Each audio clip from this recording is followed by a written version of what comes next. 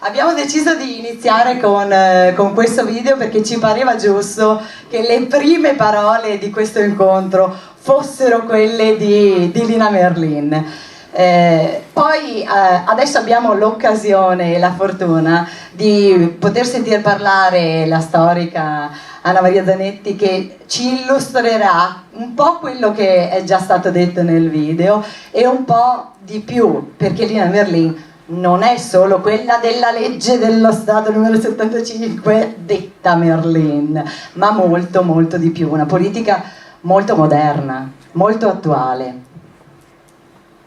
Quindi lascio la parola a Paola e poi ad Anna Maria perché ci illustrino un po' la figura di Lina Merlin e il suo apporto anche nell'ottica attuale di come bisognerebbe fare politica, qual è una buona politica. Quindi ti ringrazio Paola come presidente del Comitato Merlin di essere qui questa sera. Vediamo se funziona quello. Grazie. Buonasera a tutti, ho questo bellissimo incarico di rappresentare il comitato Lina Merlin che è nato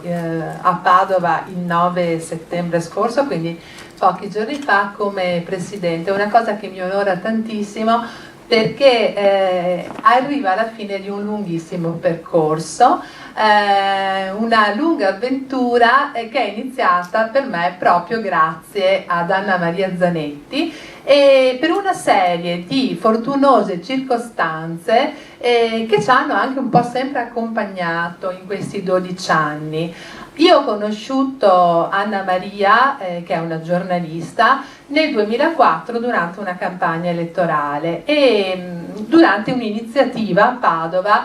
proprio dedicata alle donne, alle candidate. C'era anche Milvia Boselli che è qui in platea e che successivamente, che era stata precedentemente parlamentare e poi dopo quella campagna elettorale diventò la Presidente del Consiglio Comunale e di Padova, e di tutta questa storia è una figura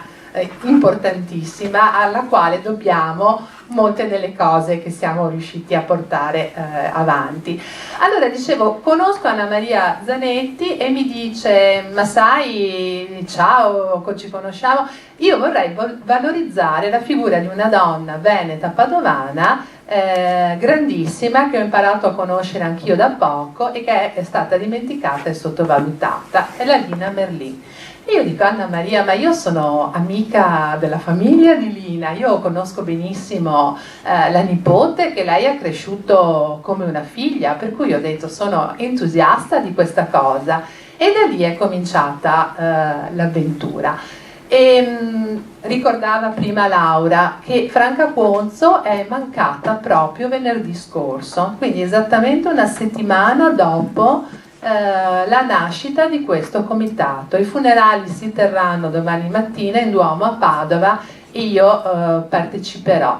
Per me lei è stata un punto di riferimento e per noi un grandissimo aiuto, perché ci ha sempre sostenute in tutte le iniziative che abbiamo portato avanti. Finché non abbiamo cominciato noi era rimasta praticamente l'unica a cercare in qualche modo di valorizzare, di mantenere viva la memoria di questa zia che l'aveva cresciuta come una figlia, perché lei, adesso non ricordo bene le circostanze, aveva perso la sua mamma e aveva seguito Lina Merlin anche nelle sue vicissitudini durante la guerra, quando era perseguitata dal fascismo. È strano, come si diceva prima tra di noi, questa concomitanza di eventi, perché adesso, scomparsa lei, spetta proprio al comitato portare avanti, mantenere viva la memoria di questa donna. C'è una famiglia alle spalle che noi contattiamo sempre, il figlio di Franca, le nipotine sono ragazze tra i 20 e i 30 anni, però sapete com'è, ognuno ha i suoi impegni, per cui loro hanno un po' affidato a noi questo compito, tanto che quando a luglio a Roma, a Montecitorio, è stata inaugurata la Sala delle Donne, la famiglia ha mandato me e Anna Maria a rappresentarla perché appunto, insomma, ripeto, per varie ragioni, insomma, gli era impossibile partecipare. Dicevo, un lungo percorso che ci ha portato a ricordare questa donna che è stata veramente straordinaria, una donna nata nel 1887, che ha deciso di diventare socialista più che per conoscenza di ideologie, per una sua personale battaglia contro la povertà, le ingiustizie e le disuguaglianze. Una donna incredibile che teneva comizi elettorali in un periodo in cui le donne nemmeno potevano votare e con grandissimo seguito, che poi si è rifiutata di prestare giuramento al fascismo perdendo il suo posto di lavoro perché era un insegnante, quindi rimettendoci il suo lavoro. Fu mandata al confino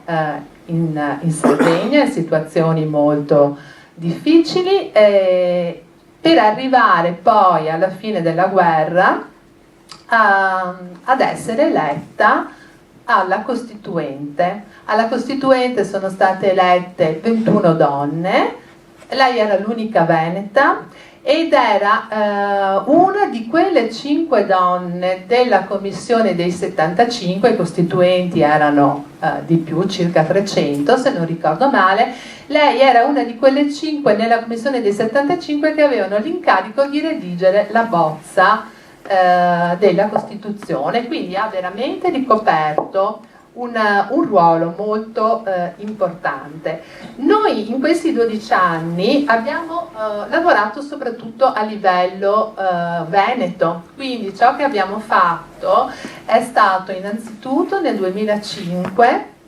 quando grazie appunto, come dicevo prima, anche all'aiuto di Milvia Boselli, che appunto era in consiglio comunale, quindi sosteneva, dandoci anche il supporto dell'amministrazione padovana a questa iniziativa. Abbiamo fatto un convegno al Palazzo Moroni con Elena Marinucci e in occasione di quel convegno abbiamo fatto apporre una